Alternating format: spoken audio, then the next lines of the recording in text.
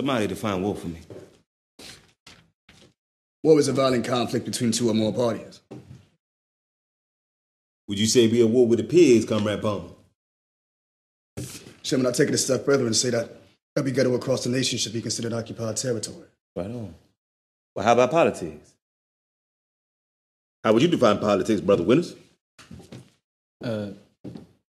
Elections.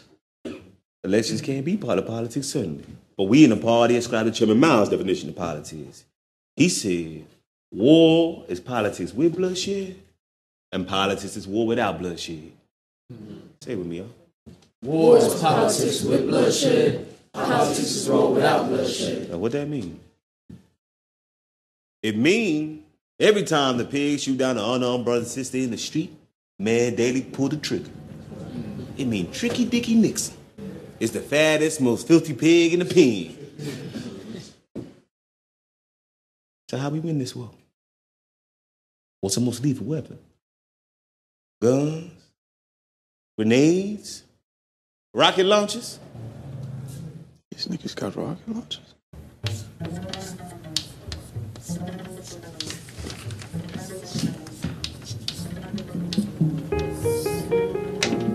There's strength in numbers.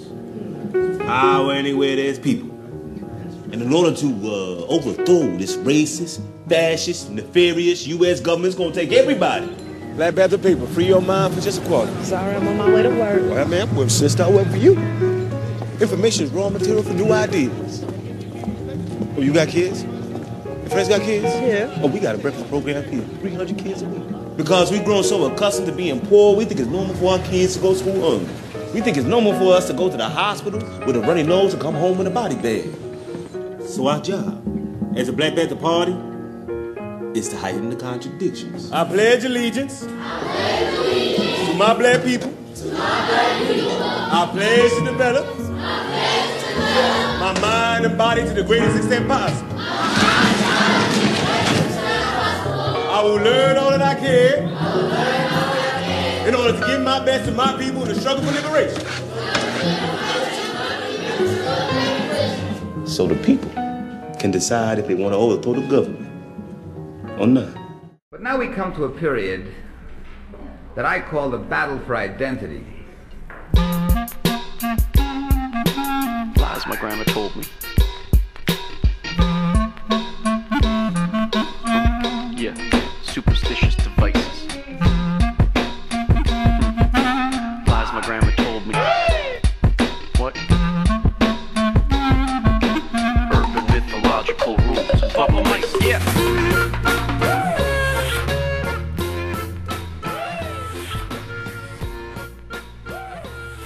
Salut kids et bienvenue dans En attendant Godard, saison 13, épisode 26. Cette semaine, émission Révolution, meurtre politique et le pouvoir du peuple. Si les porcs et le pouvoir agissent en toute impunité, il nous reste les images pour combattre et ne pas oublier. Oui, gris c'est gris, nous ne voulons plus d'ennui. Ça vaut le coup de sauver notre amour, noir c'est noir, il nous reste de l'espoir. Eh oui, vous êtes bien dans En attendant Godard, l'émission de cinéma qui est mieux que les autres. Et donc au programme ce soir, nous parlerons de films où il est question de révolution. Tout d'abord, sorti sur Netflix il y a quelques semaines, le film de Shaka King, Judas and the Black Messiah, consacré au meurtre par le FBI de Fred Hampton, qui était le chairman du Black Panther Party de l'Illinois le 4 décembre 1969. Et ensuite, nous parlerons de Avant le déclin du jour de Ali et sa fille, film de collage et de montage consacré aux avant-gardes sous toutes ses formes au Maroc à la fin des années 60 et au début des années 70. Et pour parler de ce jeu programme autour de cette table, il y a bien évidemment la fine fleur de la critique du Grand Ouest. À ma gauche, il y a carrément Fleuret. Bonsoir Thibaut. Salut Thomas, salut à tous. Juste petite précision, le film n'est pas sur Netflix en fait. Ah oui. Oui, il est sur, me semble-t-il, OCS. D'accord, une autre plateforme. Autant pour moi, merci oui. Thibaut. Avec nous également, il y a Dr Erwan. Bonsoir. De retour, donc après moult péripéties dans le Trégor, où il a fait valser ses gros muscles Voilà, tel exactement. un Bud Spencer des Je déménagements. me suis refait une silhouette d'enfer pour l'été. Voilà, effectivement, un summer body. Justine n'est pas des nôtres ce soir, car elle aussi, elle prépare son summer body en allant nager dans la baie d'Erquy. Mais donc, elle a Quel courage, elle doit être froide dans la baie d'Erquy. Là. Waouh. Et à la mise en son de cette émission, donc il y a Valentin. Bonsoir Valentin. Bonsoir. Donc voilà, c'est le programme, c'est les forces en présence. De toute façon, on attend toujours évidemment la réouverture de salle, parce que Madame Bachelot n'a toujours pas parlé du peut-être, peut-être pas. On n'a pas eu plus d'informations depuis. J'ai entendu dire pas avant l'été, de toute façon. Ouais. Au mieux. Et pas non plus de nouvelles informations depuis les Césars du cinéma français de vendredi dernier. Que je n'ai pas regardé. Ben, comme tout le monde, hein, ça a duré 4 heures. Hein, donc, Oh là là là. oui, ça a duré 4 heures, alors qu'il n'y a quand même pas beaucoup de Il n'y récompenses. a pas eu de scandale? Si, il y a eu des scandales. Il y a Corinne Maziero, celle qui joue la capitaine Marlowe, qui a fait un speech survolté où elle était apparue en peau d'âne, ensanglantée avant de se mettre à poil sur scène. Ah, bien. Voilà. Ah oui, d'accord, il se passait des trucs quand Oui, même. voilà. Ouais. Qu'est-ce qui s'est passé d'autre J'en sais rien, je m'en fous. Je sais pas. Et Le Splendide a eu un César d'honneur pour leur carrière. D'accord. Voilà. Ah, et donc ils ont fait un coup à gauche, un coup à droite. C'est ça, exactement. Voilà, depuis qu'ils ont changé de direction, là, ils sont bien repartis dans le show business, visiblement. Voilà, c'est ça. Et Albert Dupontel a triomphé avec. Oui, apparemment, 7 prix avec pour ce film son- que nous n'avons pas vu. Si, moi je l'ai vu. Ah oui, toi, tu l'as vu. Je l'ai vu. Parce qu'il y a eu une semaine d'exploitation. C'est donc, ça, avant que le truc disparaisse, avant d'être confiné. donc, peut-être qu'on pourra en parler un jour, on ne sait pas. Voilà, quand le film sortira en vidéo. Donc, on va passer à la section critique de cette émission et on va écouter un petit extrait d'une musique qui va nous parler de Révolution.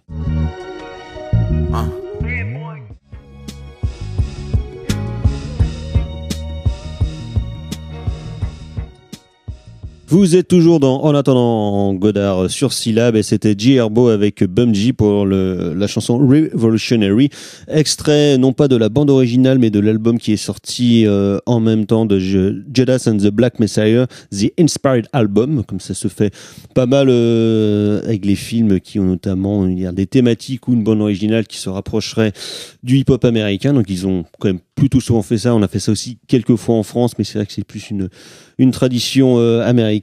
Et donc de révolution, il en est question dans ce long métrage, le premier long métrage de Shaka King, donc qui est consacré à l'assassinat par le FBI via ce joyeux programme COINTELPRO, donc Counter Intelligence Programme initié par notre ami personnel J. Edgar Hoover. Donc l'assassinat de Fred Hampton le 4 décembre 1969, qui était le chairman du Black Panther Party de l'Illinois, si je ne m'abuse. Et donc ça va raconter un petit peu... Peut-être que le chairman, c'est porte-parole. Oui, voilà, le porte-parole. Donc, dire, ça se concentre sur la dernière année et demie de la vie de Fred Hampton, qui donc a été assassiné quand même à l'âge de 21 ans, ce qui est quand même assez jeune. Mais Fred Hampton commençait déjà à l'époque, était déjà à l'époque un des porte-paroles et un des leaders du Black Panther Party les plus influents et en tout cas une des voix les plus écoutées. Car comme on le voit dans le film et comme on a pu voir dans plusieurs documentaires qui ont été faits sur l'homme, il était doté d'un charisme absolument énorme. C'était un vrai grand parolier, il savait haranguer les foules et donc l'histoire se concentre en fait sur la relation, enfin une partie de la relation qu'il a eue avec William O'Neill, enfin Bill O'Neill, qui est joué par Lakeith Stanfield, dans le film, qui donc intègre le Black Panther et devient assez vite son chauffeur et son garde du corps. Sauf qu'évidemment, ceux qui ne le savaient pas, c'est que c'était un jeune braqueur de banque un peu raté qui a été débauché par le FBI pour infiltrer justement le Black Panther Party et donc avoir des infos sur le fonctionnement de l'organisation et in fine permettre le meurtre de Fred Hampton. Donc c'est un vieux projet de film qui traîne plus ou moins à Hollywood depuis quasiment une petite dizaine d'années. Il y a plusieurs cinéastes qui sont passés dessus et le film a enfin réussi à se débloquer il y a 2 ans, donc on va dire entre guillemets pile dans l'air du temps et des problématiques en tout cas qui secouent les États-Unis depuis plusieurs années, à savoir comme le meurtre massif par les porcs, donc par les flics des peuples afro-américains. Et donc là, effectivement, ce film est sorti en tout début d'année. Il devait sortir l'année dernière, donc en plein mouvement Black Lives Matter aux USA. Effectivement, il tombe à point nommé sur plein de raisons, à la fois sur la question raciale et son traitement par les autorités américaines, mais aussi sur l'importance qu'a toujours les Black Panthers aux USA dans leur discours politique, qui a été trop souvent dévoyé et qui est bien souvent incompris, parce qu'il est souvent justement réduit à une guerre raciale qui devrait avoir lieu entre les Noirs et puis les Blancs, alors qu'en fait évidemment, et comme le film je trouve le montre assez bien, c'est beaucoup plus complexe que ça, c'est beaucoup plus intéressant,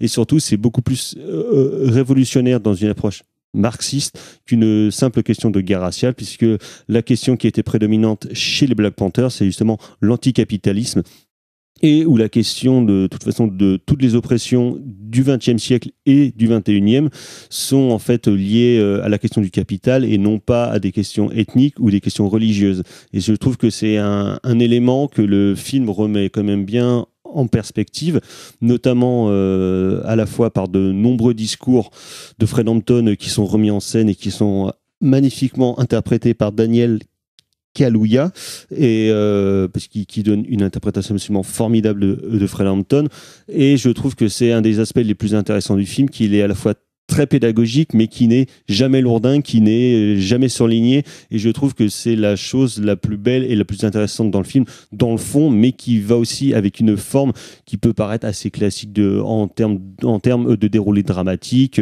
en termes de photos, même si elle est très soignée, on ne sera pas sur des trucs expérimentaux ou bien radical en termes de mise en scène, mais qui justement permet à ce discours-là de mieux se dérouler et de finalement, je pense, mieux atteindre sa cible, qui donc, comme je le disais, de remettre un peu sur le devant de la scène l'importance du discours des Black Panthers. Thibaut.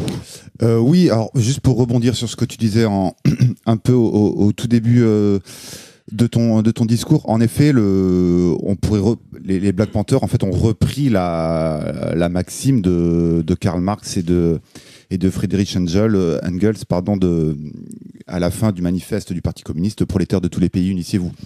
Et là, c'est donc prolétaires de tous les États-Unis, unissez-vous.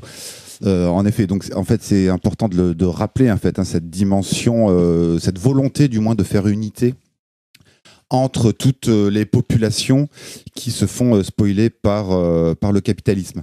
Après, pour rentrer un petit peu dans le film, je pense qu'on peut commencer par un questionnement, on va dire général. Il est vrai que le film est extrêmement plaisant. Alors, ça fait 2h05 bien tapé, et le film est d'une excellente facture.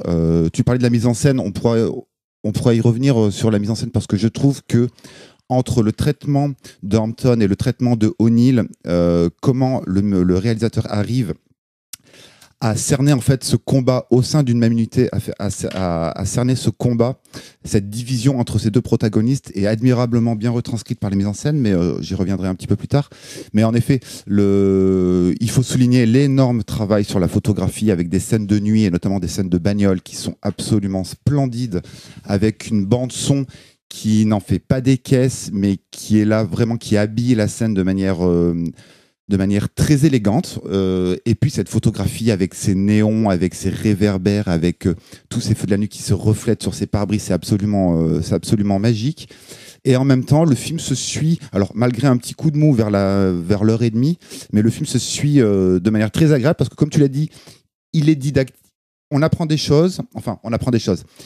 Il est pédagogique sans être didactique, c'est-à-dire que l'histoire de Fred Hampton, elle est connue et archi reconnue. Arte avait, il y a quelque temps, je crois que c'est toujours sur leur chaîne YouTube d'ailleurs, Arte a proposé 2 épisodes sur les Black Panthers, donc que j'ai vu et que je vous invite à regarder, qui sont qui sont une belle addition en fait à ce film-là. Mais il me semble que le film, donc 2h05 bien tapé, se suit agréablement malgré ce coup de mou, par un montage, notamment dans sa première partie, une espèce d'immense montage parallèle entre différentes actions, qui fait qu'on ne s'ennuie, qu'en tant que spectateur, on ne s'ennuie jamais. On apprend des choses, ou on n'apprend pas des choses, mais du moins on se remémore des choses, et en même temps, en termes cinématographiques purs, avec cette excellence du montage parallèle, ça fait que le rythme est tenu, et que le film en fait se suit jusqu'à une fin qui pourrait être assez déceptive, mais dans un sens non péjoratif du terme, c'est-à-dire que Fred Hampton se fait assassiner, et il en fait pas des caisses là-dessus en fait. Il y a un excellent jeu de flou et de courte focale qui est fait à ce moment-là, qui fait que voilà, ça passe et puis on arrive sur une fin là vraiment hyper pédagogique, mais on n'en voudra pas à ce réal qui a 34 ans, c'est son premier long, mais tu vois, ça reste assez fabuleux.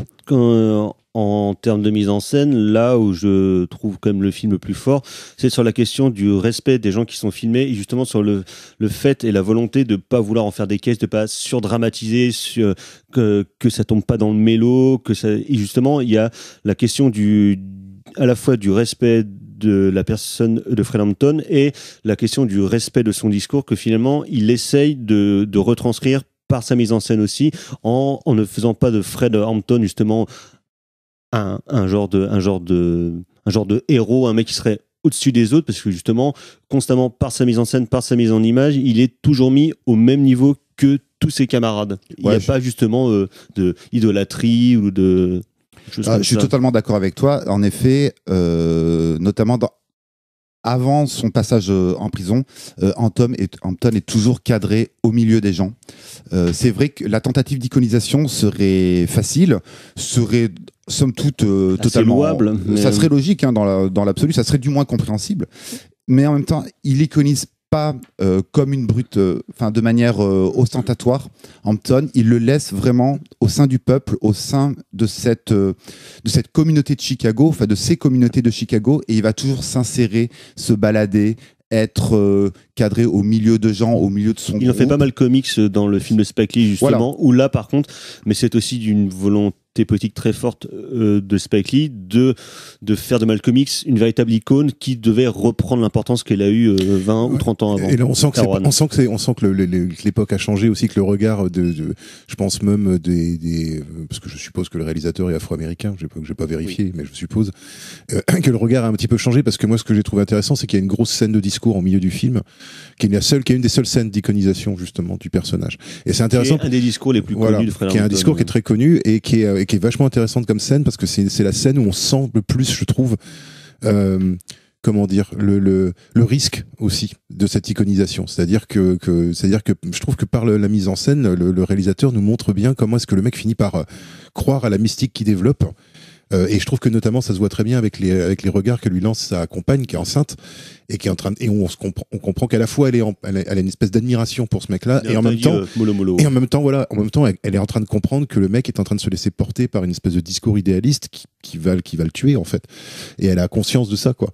Et il y a un dialogue entre eux qui est vachement intéressant sur le moment où il dit, quand il est en prison, il est obligé de faire mourir une partie de lui-même et que sa vie n'a pas d'importance, mais que c'est au moment de sortir de prison, quand il a découvert que sa copine était enceinte, que au moment où il avait plus de raison de vivre, c'est là qu'il s'est retrouvé avec toutes les raisons de vivre, justement. Et donc toute la contradiction interne, je trouve, de Fred Hampton, qui est pas présenté comme un personnage à une seule facette, je trouve et d'ailleurs je trouve que le militantisme noir, en tout cas moi je m'y connais pas assez, mais de ce que je sais, le militantisme noir américain, ça a été un militantisme qui a été très compliqué à mettre en place, avec beaucoup de divisions, avec beaucoup de conflits internes, beaucoup de désaccords, et je trouve que c'est assez bien montré aussi, c'est-à-dire dès le début, dès la création du parti, contrairement à l'image qu'on a justement des Black Panthers, c'est pas un front uni destiné à renverser le pouvoir ou des choses comme ça, c'est au contraire des gens qui sont hyper influencés par le marxisme, mais qui, comme dans les mouvements étudiants en France dans les années 70, comme dans les mouvements d'opposition à la guerre au Vietnam, comme les marxistes. Voilà, je vous reporte. Et d'ailleurs, c'est marrant, parce que quand on regarde ce film-là,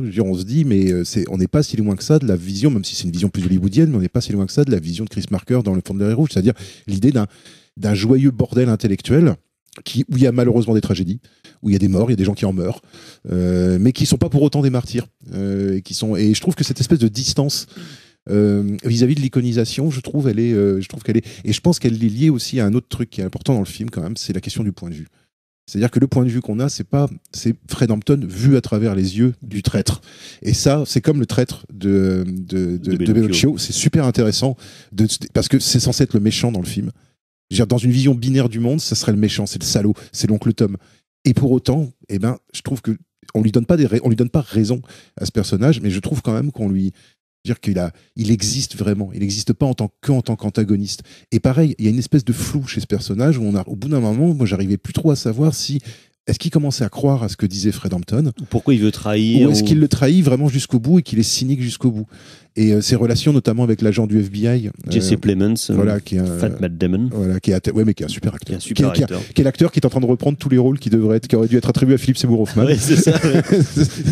Du gros sympa qui joue bien. Mais ouais, puis lui, ouais, et qui est parfait aussi. Et pareil, qui est pas, qui est pareil, et moi je trouve en fait il y a des plein de, si je trouve qu'effectivement le film est peut-être un poil trop long, il y aurait peut-être 10-15 minutes qui auraient pu être un peu économisées, mais je trouve quand même qu'il y a le film est jamais aussi bon que justement quand il y a des moments de doute qui s'installent chez les personnages, que ça soit le mec du FBI quand il se rend compte que l'indicateur dont on lui parle en fait c'est pas un indicateur mais qu'en fait c'est l'indic du FBI qui a fait accuser le type pour échapper au truc, et là il se dit ah ouais d'accord, les mecs ils vont, et il accepte ça, et c'est ça qui est intéressant justement, c'est qu'on voit que ça le dérange et on voit qu'il accepte en même temps. Et surtout que sur cette dimension du programme COINTELPRO du FBI, il y a justement quelques scènes qui sont un peu plus grandiloquentes, qui mettent en scène J. Edgar Hoover, qui est interprété par Martin Sheen, qui est hyper content qui est super de faire un jouer J. méchant. Edgar Hoover. Et pareil, cette scène-là, elle est toute bête cette scène, mais c'est une scène entre trois personnages blancs du film, et tout d'un coup, moi je trouve, il y a plein de moments, tension. Il y a une menace.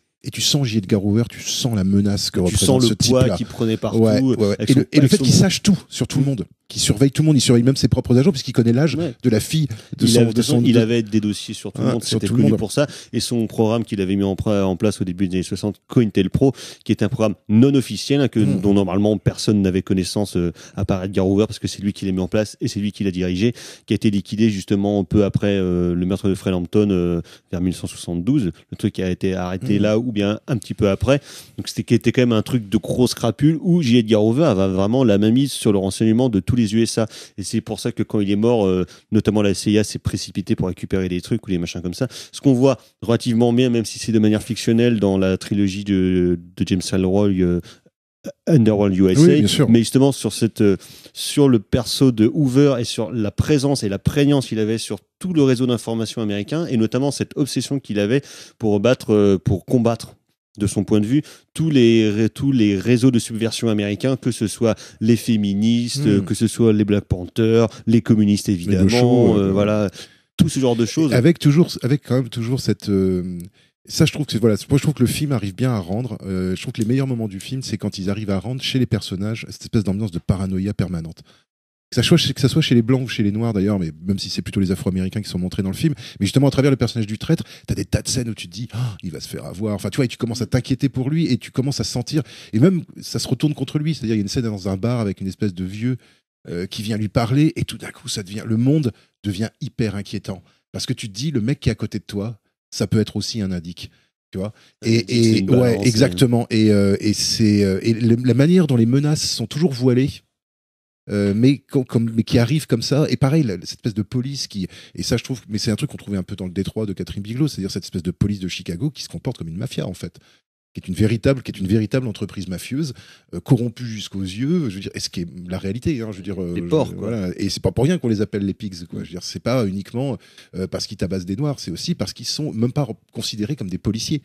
Ils sont même pas considérés comme des forces de l'ordre, quoi. Ils sont considérés comme une entité mafieuse, comme un gang. On voit ça notamment lors de l'assaut du QG des Black Panthers, qui est une super scène d'action, qui est hyper bien menée, où il y a une vraie tension, il y a là pour le coup une vraie mise en scène iconique justement des différents adversaires. Sans tomber dans le Bonnie and Clyde. Voilà, exactement. Sans ralenti, tu vois, la scène est sans musique surchargée. C'est ça, on en parlait tout à l'heure avec Thibaut, et c'est ça qui est bien en termes de musique, quoi. Il n'y a pas de surdramatisation, il n'y aura pas tous les tubes de l'époque, tout ça, donc on tombe pas dans le cadre d'un film qui serait un best-of de la musique des 70s. C'est pas un film musée, voilà, qui en général est quand même souvent gênant dans le cadre des films d'époque, et notamment dans le cadre des films qui se passent dans les 60s et puis les 70s, parce que la musique est mortelle, et c'est quand même la grosse tentation. Et là pour le coup, c'est vrai que vu que il met ça en retrait, finalement, elles sont peut-être juste un peu en fond dans les bars, dans les machins comme ça, ils en fait pas des caisses, et je trouve ça appréciable. Et puis quand il prend des morceaux, c'est pas n'importe quel morceau non plus. Je veux dire, le film commence quand même avec The Inflated Tear de Rachel Roland Kirk, qui est quand même qui est un morceau qui est qui est vraiment aux prises aussi avec la question de la politique, quoi. Donc il y a quand même cette idée du free jazz quand même aussi, quoi, comme musique politique. Il y a du Mingus dans le film plusieurs fois. Je me demande s'il n'y a pas un morceau d'Émetteurs aussi. Enfin voilà, c'est ça qui est bien, c'est que c'est pas James Bond, ou même si James Bond n'aurait pas du tout été déplacé, hein, mais c'est pas James Bond ou Curtis Mayfield qu'on entend. C'est pas le côté funky. C'est justement des trucs plus jazz, voilà. Et ça rejoint quelque chose, moi, que je trouve super intéressant dans le film, qui est le rapport à la parole. Qui est, je trouve, un des trucs qui est, moi, je trouve assez bien foutu, parce que quand on regarde le documentaire The Murder of Fred Hampton, qui date de 1971, qui est de Howard Hall, qui est Mike Gray. Je recontextualise un petit peu. C'est un documentaire qui était commencé sur Fred Hampton, qui devait le suivre justement durant leur campagne auprès des jeunes, tout ça, machin, et qui finalement, par la force des choses, a fini par être un documentaire sur le meurtre de Fred Hampton et sur les suites du meurtre, avec tous les procès qui ont eu lieu, et qui justement montre beaucoup de scènes de discours où on voit qu'effectivement le mimétisme entre guillemets entre Fred Hampton et puis l'acteur qui le joue est quand même hyper impressionnant, et sur la question de la parole et sur la manière de le filmer aussi. Il y a quand même beaucoup de parallèles qui se font. Alors moi je voudrais revenir un petit peu sur le film. Alors en effet, j'invite les auditeurs comme disaient et les auditrices comme disait Thomas par rapport au programme Cointel Pro à jeter un petit coup d'œil sur ce qu'en a dit James Ellroy, écrivain fabuleux, hein, bien entendu, mais qui documente assez bien ce système-là. Deuxième point, bien entendu, le choix de Martin Sheen en J. Edgar Hoover, faut pas oublier. Alors il est hyper content. Moi je trouve qu'il ressemblait en plus à Robert Duval. Un peu, ouais. Alors, il faut pas oublier que Martin Sheen, choix de casting exceptionnel. Alors, ça vrai démocrate, Martin Sheen. Ça joue tous comme des brutes, hein, bien entendu, mais vrai choix de casting, parce qu'il faut pas oublier que Martin Sheen, c'est Jet Butler à la Maison Blanche, la formidable série de Aaron Sorkin. C'est Apocalypse Now aussi, donc c'est quand même. Donc, voilà. C'est tout imaginaire. Et puis pour rebondir sur ce que disait Erwan sur la tentation de l'iconisation, en effet, moi je suis pourtant, le titre du film présageait une iconisation. Mais c'est vachement ironique, du coup. C'est là qu'on se rend compte à quel point c'est ironique dans Malcolm X. Alors, c'est pas biblique non plus, d'ailleurs. Non. Là, il file pas la métaphore biblique tant que ça, en fait. Non. Moi, je trouve, j'ai été assez surpris. Ah non. Et du coup, c'est le côté déceptif. C'est comme le côté déceptif du c'est pas péjoratif, hein, ce que je dis, c'est que le film est déceptif, mais c'est une bonne chose. Alors, on n'est pas chez Spike Lee dans le Malcolm X, et tant mieux. Alors, le film de Spike est mortel, hein, mais ici, on est sur autre part. Et en fait, il me semble, et le doc l'a bien dit, c'est que s'il y aurait eu une iconisation trop forte, la balance aurait été beaucoup trop déséquilibrée, et ce doute dont tu parles n'aurait pas pu être mis en place. Et en plus de ce doute-là, entre les différents protagonistes masculin, je pense que les scènes intimes entre Anthem et sa fiancée et et la future mère de son fils n'auraient pas été aussi belles, en fait. C'est qu'on reste, au lieu d'être noir-blanc ou avec aux opposés hyper extrêmes, en fait on est toujours dans ce doute, dans cette espèce de gris qui fait que le film fonctionne hyper bien. Après, par rapport à cette question femme, qui dans le film est interprétée par l'actrice Dominique Fishback, qu'on a pu voir notamment dans des séries de David Simon, notamment dans The Deuce, où il avait un des seconds rôles principaux. Et pour terminer un petit peu sur cette figure de O'Neill, il y a un truc qui est hyper intéressant, en fait, c'est comment, en fait, le réal arrive à filmer O'Neill et effectuer un travail de comparaison avec comment est filmé Hampton. Alors je le disais, Hampton est toujours filmé et comme le disait Thomas, avec beaucoup de respect, au cœur de la foule, très peu de gimmicks iconiques de style contre-plongée. La contre-plongée. Les contre-plongées sont très très légères, et encore c'est comme tu disais dans le discours qui est hyper important au sortir de prison. Et en fait, c'est comment il arrive à jouer sur l'opposition. Et en fait, O'Neill est toujours filmé seul, en fait. Et ça, c'est hyper intéressant. Isolé dans le cadre. Oui, isolé. Et il est isolé soit dans le cadre avec un décor qui est vide, soit il joue avec un élément précis, en l'occurrence la bagnole. La voiture est hyper importante, et c'est ce que dit le personnage au début. Qu'est-ce qu'il te faut, toi, pour effectuer ta mission? Il me faut une bagnole. Parce que c'est un voleur de voiture de base. Parce qu'à la base, c'est un voleur de voiture. Et il y a surtout une extraordinaire chorégraphie des décors dans les mouvements de caméra. Alors, il y a des mouvements de caméra qui sont extrêmement élégant, super bien foutu, des plans séquences, et comment tu vois ce personnage sortir du plan séquence, comment on va arriver à faire un léger zoom sur sa tête pour l'isoler du reste, et encore chose d'autant plus admirable, il va isoler ce personnage par le montage et via un autre type d'image, via un matériau différent. Ici, des extraits de sa vraie, et sa seule d'ailleurs, interview qu'il a donnée à la télévision en 1989, si je ne m'abuse. Fin 90, juste avant 90, juste avant de se suicider. Ouais. Et en fait, il s'est suicidé le jour de la diffusion. Et ça, c'est sans le poids du truc, quoi. Et ça, c'est extraordinaire. Le poids de la culpabilité, quoi. Tu m'étonnes. Alors, ce sont des choses qui peuvent paraître toutes bêtes, mais pour un premier film, de faire des choses tellement aussi bien pensé et aussi bien maîtrisé. Moi, il y a un plan qui est incroyable. Il y a un moment, il y a un plan séquence et tu vois Hampton sortir du cadre et la caméra, elle reste sur O'Neill. C'est absolument merveilleux. Et ce qui est intéressant, c'est qu'aussi, justement, là, je trouve que ce qui est intéressant en termes de jeu d'acteur, c'est que les deux rôles principaux jouent pas du tout la même corde, parce qu'il y en a un qui passe son temps à s'exprimer parce qu'il est en position, donc c'est Hampton, et l'autre qui passe son temps à cacher. Ce qui fait qu'en fait les acteurs jouent pas du tout de la même façon. C'est-à-dire que Kaluuya, il joue très ample, très et au contraire, Stanfield, et il est génial, hein, moi je trouve Stanfield, il joue hyper rentré, et tu vois sur son visage comment c'est la tempête sous un crâne, quoi, de ce mec-là, quoi, et justement c'est là que c'est vachement intéressant, c'est qu'en fait le film a l'air assez simple ou assez classique dans sa facture. Et pourtant, moi, ça faisait un petit moment que j'avais pas vu un film où on propose des trucs intéressants à jouer aux acteurs, où on arrive à éviter, par le changement de point de vue, le risque de l'iconisation, de la mythification, et où il y a quand même une bonne piqûre de rappel, moi que je trouve qui est quand même assez utile dans les temps actuels, de rappeler qu'est-ce que c'est que la lutte des classes, quoi, et que rappeler que la lutte politique et la lutte révolutionnaire, c'est pas la lutte. C'est pas que la lutte sur l'identité, c'est pas que la lutte sur la religion ou sur la culture, c'est une histoire de lutte des classes qui est beaucoup plus large que le contexte dans lequel on se trouve. Et je trouve que ça c'est assez intelligent, parce que j'ai vu d'autres films, moi j'ai pas mal bossé là ces temps-ci sur justement ce qu'on pourrait appeler des films Black Lives Matter, et je trouve que il y a vraiment deux écoles. Il y a des films qui sont plutôt dirigés pour les ados et qui, je trouve, sont assez simplistes dans leur approche des choses. Et il y a des films qui sont plus, à mon avis, pour le public adulte. Et je pense que c'est le cas de Black Judas. Donc si ça peut toucher le public ado, ça sera très bien aussi. Et Queen and Slim, pour moi, se rapproche un peu de ça aussi. C'est-à-dire une manière plus, je dirais pas plus douce, mais plus subtile d'aborder les choses. Et derrière ça, moi, ça m'a fait penser un peu à comment il s'appelle ce réalisateur qui a fait ce film sur la bourse, là, puis qui a fait ensuite un film de gangster avec Oscar Isaac qui s'appelle The Most Dangerous Year. Gisèle Chandor. Voilà. Écoute, moi, je trouve que dans cette espèce de douceur de l'image, et dans le sérieux avec la manière le sujet est traité, moi j'ai trouvé qu'on n'était pas si loin que ça de J.C. Chandor. Je trouve peut-être que chez Chandor c'est justement parfois un peu trop sérieux.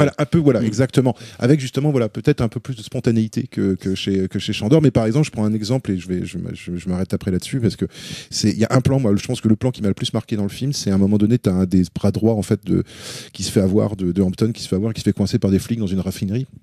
Donc il en blesse plusieurs, il en abat plusieurs, et il sait qu'il va mourir, le gars. Et donc en fait il y a toute une scène que je trouve vachement bien, où il va pour passer par-dessus une barrière, puis finalement il passe pas par-dessus la barrière, il décide de rester. Il y a un flic qui arrive et on reste sur ce flic là. Tout d'un coup, les flics sont plus une masse, tout d'un coup, ça devient un individu. Et donc, du coup, on commence à avoir une empathie vis-à-vis de ce flic qui va se prendre une balle. Et il y a un plan, là, qui est un des seuls plans en contre-plongée du film, justement, des plans avec une contre-plongée appuyée, où on voit l'acteur qui pointe son flingue sur le flic qui dit pitié. Et là, je me suis dit, c'est là où le film peut se casser la gueule. C'est là où ça devient tendu. Et il lui tire une balle dans la tête. Et là, j'ai fait, ouais, d'accord. Et juste après, dans le même plan, il prend les impacts de balles et il meurt tué sous les coups des flics. Et moi, je trouve que ce plan-là, il est complètement incroyable, parce que moi, je m'attendais justement à ce que tout d'un coup, on aplanisse complètement les choses. Et je trouve que si le film rend pas totalement hommage, je trouve, à la radicalité de la parole d'Hampton, parce que je pense que c'est compliqué à faire passer, notamment les appels à la mort des flics. Je pense que c'est très compliqué. Je trouve quand même qu'il y a il y a des moments, il y a des plans, des moments de mise en scène qui sont, justement, tu parlais de respect, je trouve, qui montrent à la fois la radicalité et le respect qu'on a vis-à-vis de ces personnages. Et je trouve que nous-mêmes, spectateurs, on se sent assez mélangés dans la manière dont... Surtout que cette scène-là, en l'occurrence, elle est casse-gueule, parce que sur la question de la contre-plongée avec le flingue, ça... C'est Dirty Harry, quoi, tu vois, c'est ça, quoi. Ouais. Et puis ça rappelle 150 pochettes de rap, ou bien de exactement, clips, exactement. une vraie imagerie qui depuis a vraiment irrigué tout le cinéma américain et toute la culture rap de manière générale, où effectivement tu peux dire, oh ouais putain c'est trop cool, en fait ça va être ça. Et non, ça va être et alors classe. que non, et alors Et que en non. fait c'est direct. Encore une fois, c'est contrebalancé. ironique, voilà, c'est Voilà. très ironique, quoi, en fait. Et je trouve que ça, c'est aussi l'intérêt du film, c'est justement d'avoir pris le parti, non pas d'une ironie ricanante, mais d'une ironie légère. C'est-à-dire de regarder les choses d'un petit poil plus loin que ce qu'on pourrait penser. Donc c'est un film Black Lives Matter de ce point de vue-là, mais pour moi, c'est plus que ça. C'est un film vraiment qui parle de politique, tout simplement, et pas simplement de la situation des Afro-Américains, mais qui parle plus généralement de ce que c'est qu'un esprit révolutionnaire. Et qui le fait bien en plus. Et qui le fait plutôt pas mal, moi, je trouve. Ouais. Ouais, avec plus d'habileté, finalement, qu'un Spike Lee, qui parfois a des gros sabots, je trouve. Et là, je trouve que, mais peut-être que c'est mon petit regard de petit blanc aussi qui trouve plus sympathique que, voilà, c'est peut-être ça aussi, hein, que ça soit plus adouci. Voilà, je veux pas non plus nier ça. Hein. Mais Après, Spike Lee, ça fait longtemps qu'il a pas fait un film, on va dire, Correct.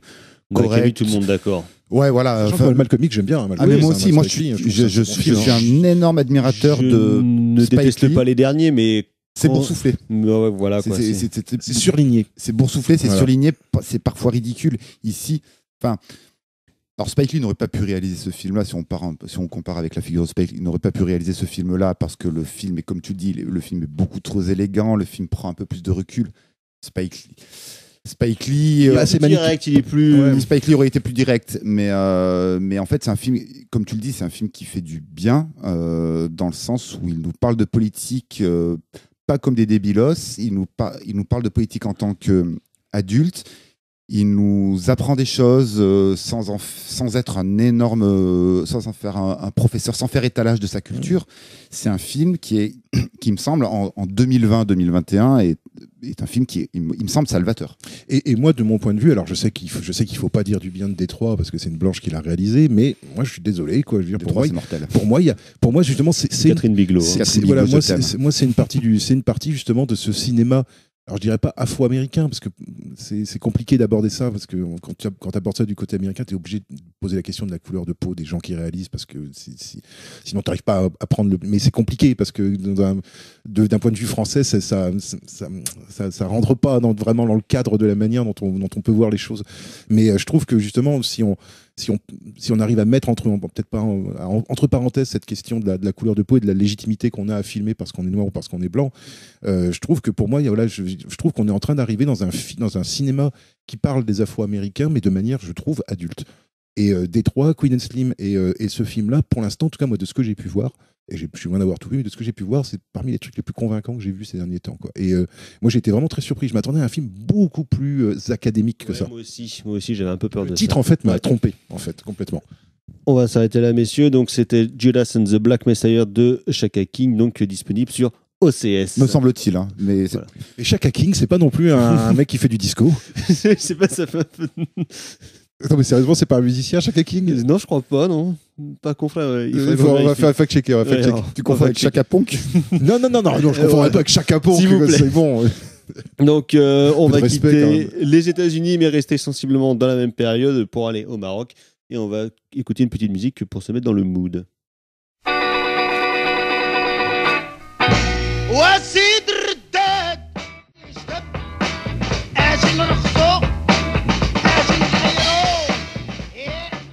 Vous êtes toujours dans En attendant Godard sur Syllab et c'était Fadoul et les Fabuleux avec Sid Radad qui est donc extrait, enfin en tout cas que l'on peut entendre dans le film dont nous allons parler dès à présent, donc avant le déclin du jour. Quand même que c'est une reprise de Papa's Got Brand New Back de James Bond. Exactement.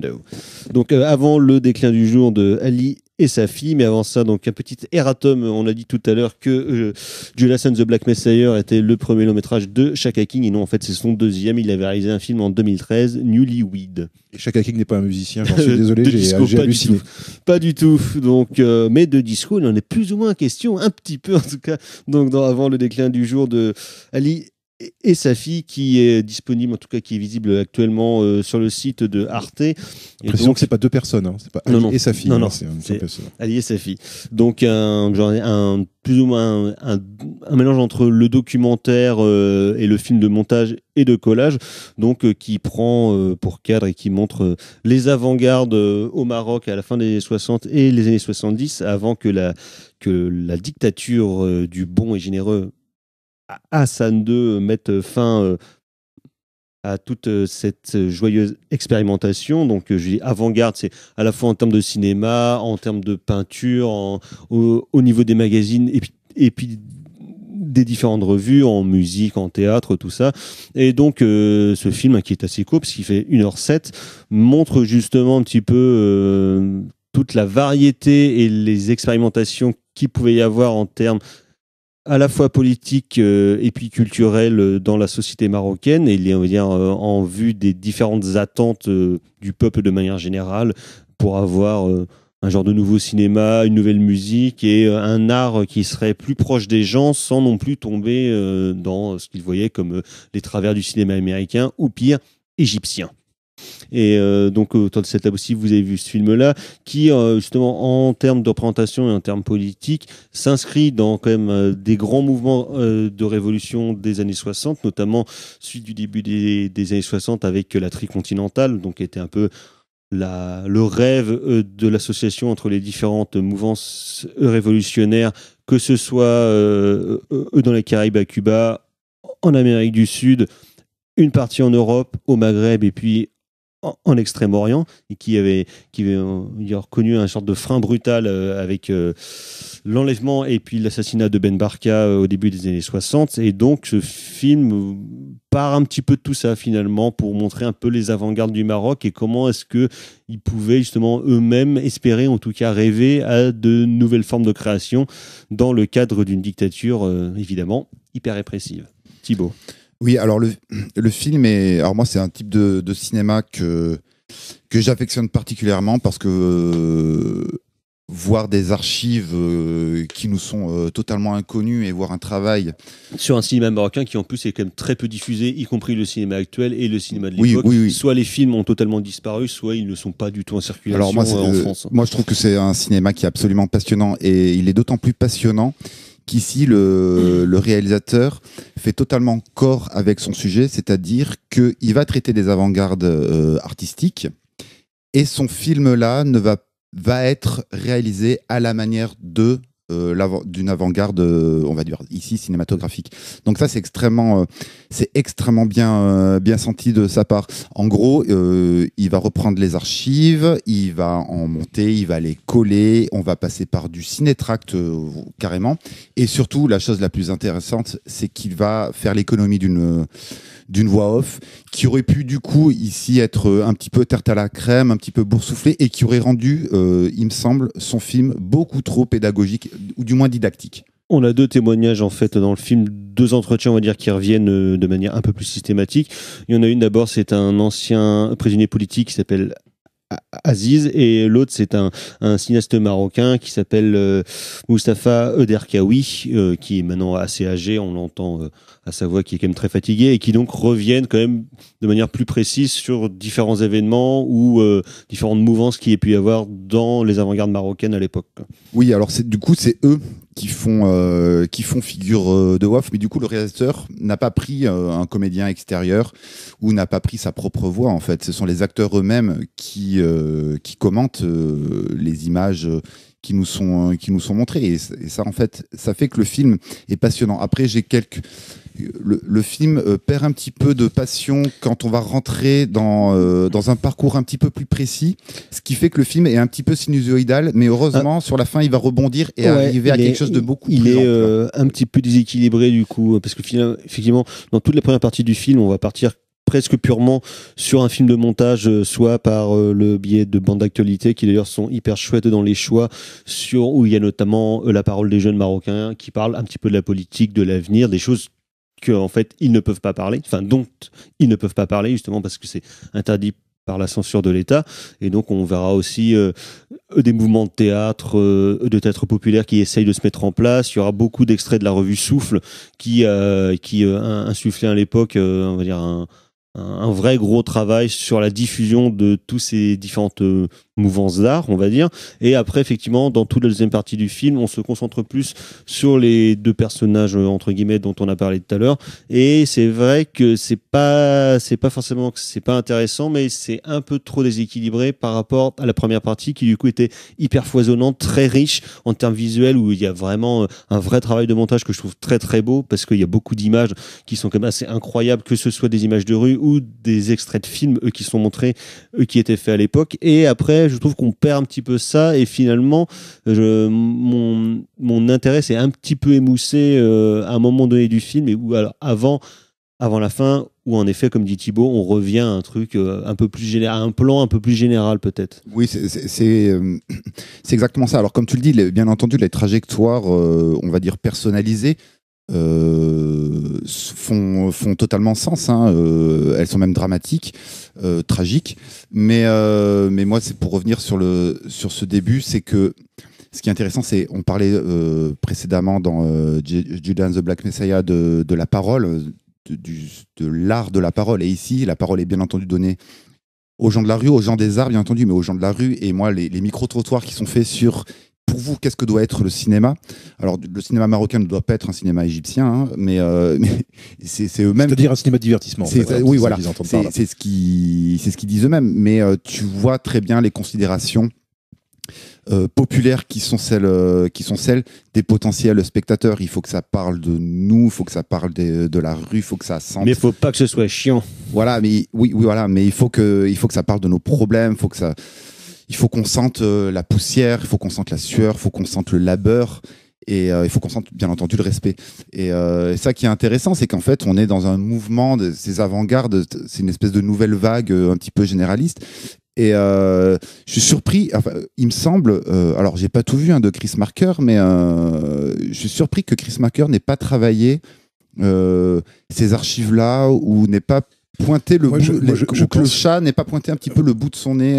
Je pense que c'est un problème d'accessibilité, parce qu'il y a quand même beaucoup d'archives qui ont l'air de venir du centre cinématographique du Maroc, en fait. Et qui, à 30 ans, n'était pas ouvert à tout le monde. Alors, ce qu'il faut savoir, c'est que le film, on parle beaucoup d'un film dont le titre m'échappe. Faut savoir quelques considérations. Ouais, voilà. Oui. Il faut savoir que ce film-là a été retrouvé et restauré par la Cinémathèque de Catalogne. Mais qui est justement un film qui est réalisé par Mustapha Darkaoui. Voilà, donc en fait, oui, voilà, la problématique des archives. Je me demande si la Cinémathèque de Tanger existait à l'époque. Ce qu'il faut savoir, c'est que le théâtre de Casablanca, qui était un lieu central de ces avant-gardes, a par la suite fermé. Il a été détruit. Il a été détruit, oui, tout simplement. Donc voilà, je pense que de voir ça en 2021, ces archives-là, c'est un trésor. Ce film reste quand même un trésor de par les archives. Moi, je trouve que c'est d'ailleurs, je trouve intéressant d'avoir mis en regard ces deux films-là pour l'émission d'aujourd'hui, parce que ça nous renvoie aussi. Moi, je trouve ça nous renvoie à une période où la question de l'engagement politique, je veux dire. Relève définitivement pas de la posture, parce que là il n'y a pas de moyens de diffusion comme Internet qui permettent de jouer aux révolutionnaires, voilà. Et c'est vrai que tu vois ces mecs là qui sont une espèce de nouvelle vague avortée un petit peu, en fait, hein, enfin de nouvelle vague étouffée, on pourrait dire, plutôt par le pouvoir, mais où la question de la politique, la question de l'art se mélange, je veux dire, où on est et je trouve que le film fait bien passer notamment cette espèce de basculement entre comment dire, une effervescence créative qui mélange tous les arts, où tous les arts communiquent les uns avec les autres, la peinture avec le cinéma, le théâtre avec la littérature, etc. Et puis l'espèce de contre-coup, et qui est vraiment un truc qui est typique des mouvements de gauche dans les années 70. C'est-à-dire le contre-coup, le moment où le pouvoir va dire bon bah maintenant ça y est, c'est fini de vous amuser les garçons, on va revenir à l'état d'avant. Et c'est notamment avec ce moment justement à la fin du film où on voit ce qu'on appelle la marche verte, hein, qui est cette espèce de mouvement espèce de comment dire d'écran de fumée qui a été lancé par le pouvoir marocain pour s'assurer le soutien de la population et pas la colonisation, enfin si d'une certaine manière la colonisation du Sahara du Sud, en fait, hein, qui est un truc, je crois, qui est d'ailleurs toujours toujours problématique, une pomme de discorde avec la Mauritanie, si mes souvenirs sont bons. Je crois que c'est, voilà, j'ai pas révisé ma géopolitique marocaine. Ici, la géographie, voilà. C'est toujours. Mais il me semble que c'est avec la Mauritanie. Il me semble le Sahara occidental. Avec le Sahara occidental, voilà. Et Et c'est vrai que là, je trouve que ça devient hyper cruel parce que c'est-à-dire que tous ces mecs qui quelque part, comme Fred Hampton, sont par le peuple et pour le peuple, sont finalement, dans les années 70, trahis par le peuple, quoi. Qui finalement qui finalement laisse parler son aspect réactionnaire et son aspect conservateur. Et je trouve que le film montre bien ça. Je trouve que qu'il y a une espèce de désir révolutionnaire, mais que ce désir révolutionnaire se heurte non seulement au pouvoir, mais il se heurte aussi à la population, tout simplement. Et je crois qu'aux États-Unis, c'est un peu le même problème qui s'est posé peut-être pas avec les Black Panthers, mais d'une manière générale avec les mouvements de gauche aux États-Unis.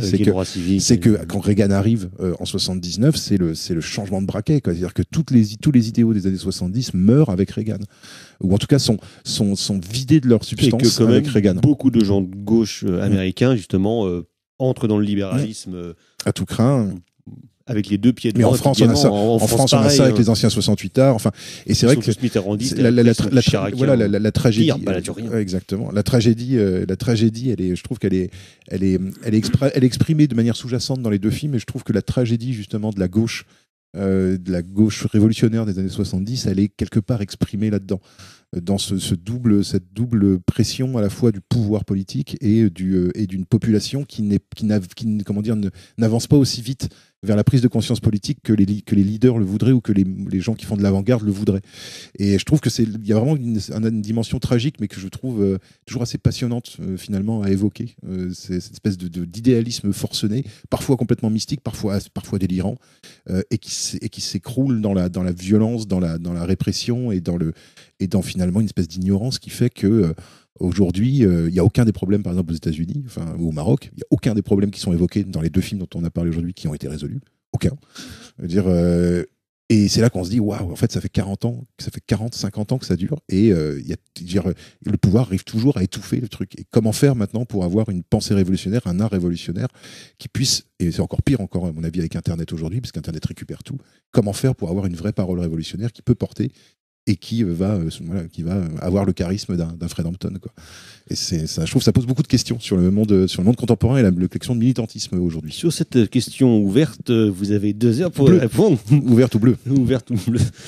On va devoir s'arrêter là. Je suis obligé de terminer par un calembour foireux. C'était trop sérieux ce que j'ai dit. Donc c'était avant le déclin du jour de Ali et sa fille, donc disponible sur le site d'Arte. Je mettrai le lien sur le podcast. Rapidement, messieurs, on va passer au coup de cœur. Tout à coup, Jean-Michel Mimosé... C'est de la merde. C'est de la merde. Je voudrais que tout le monde s'imprègne. Merde. Tout le monde s'imprègne de cette... C'est vraiment la plus grande merde des merdes. Carrément, Floret. Politique, toujours avec un court-métrage de... Politique amour. Politique amour, politique toujours. Donc un court-métrage de notre documentariste contemporaine préférée, Kirsten Johnson, qui, il y a 3 ans, a réalisé un court-métrage de 8 minutes qui s'appelle The Above, et qui questionne un petit peu qui nous questionne la place de la... Comment dire...